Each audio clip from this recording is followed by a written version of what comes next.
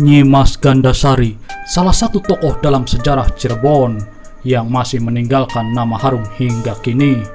Dia digambarkan sebagai wanita cantik, sakti, dan berbudi.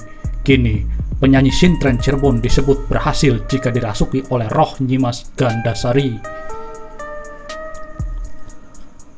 Budayawan Cirebon Ashadi Sastra Suganda mengatakan, nama Nyimas Gandasari dalam sejarah Cirebon lekat dengan misi menundukkan Kerajaan Galuh, Kerajaan Hindu bawahan Pajajaran.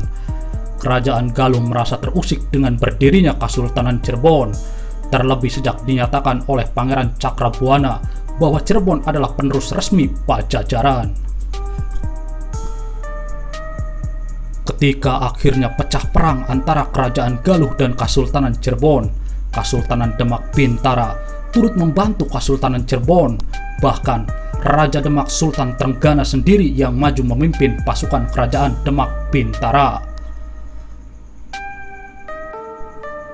Namun, kekuatan pasukan Adipati Kuningan Arya Kemuning yang dibantu pasukan Kesultanan Demak Bintara tak mampu menembus pertahanan Kerajaan Galuh.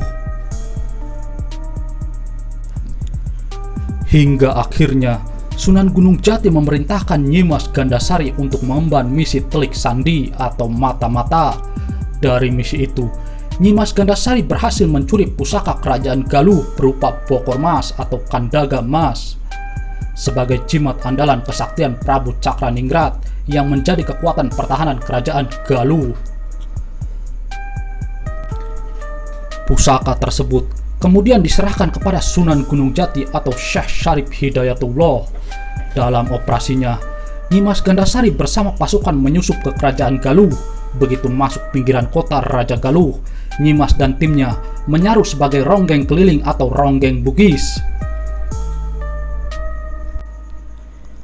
Nyimas Gandasari ditugaskan untuk menggoda Prabu Cakraningrat dengan harapan dapat melarikan pusaka Kerajaan Galuh.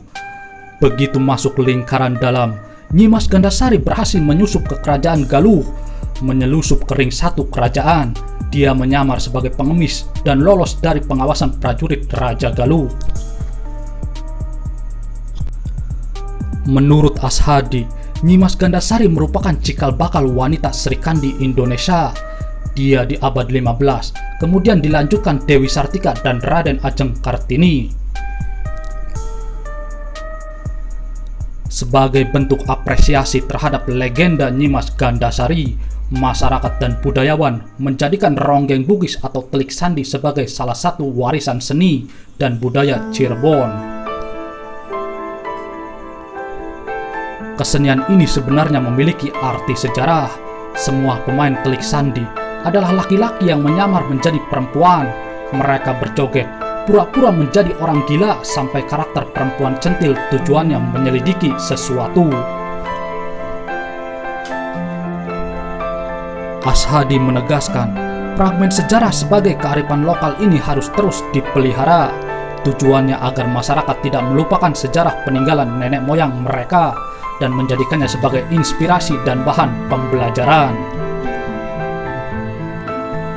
Tubuh sang penari pun akan bersolek sendiri tanpa sang penarinya menyadari. Aktivitas mistis selama sang penari dalam kurungan kain ini menjadi hal yang ditunggu-tunggu para penonton. Rasa penasaran para penonton akan terjawab saat sang penari keluar dari dalam kurungan dalam keadaan sudah bersolek cantik bak putri raja, dan penari siap beraksi dengan tarian yang konon mampu menarik minat penonton laki-laki baik tua maupun muda akan ikut menari bersamanya. Hanya saja, ada aturan tersendiri yang sudah menjadi bagian dari kearifan lokal. Penonton yang ikut menari bersama dilarang menyentuh tubuh sang penari. Penonton diperbolehkan menari bebas sekalipun, itu dengan gaya sedikit erotis. Namun larangan tersebut jangan sampai dilanggar. Kalaupun ada yang coba-coba melanggar, maka sang penari akan jatuh pingsan, pertanda bidadari yang merasuki tubuh sang penari telah pergi. Yang unik, penari sintren tadinya pingsan bisa kembali sadar dan terasuki kembali roh bidadari bila sang pawang telah mengasapi muka sang penari dengan asap dupa dalam wadah sang pawang.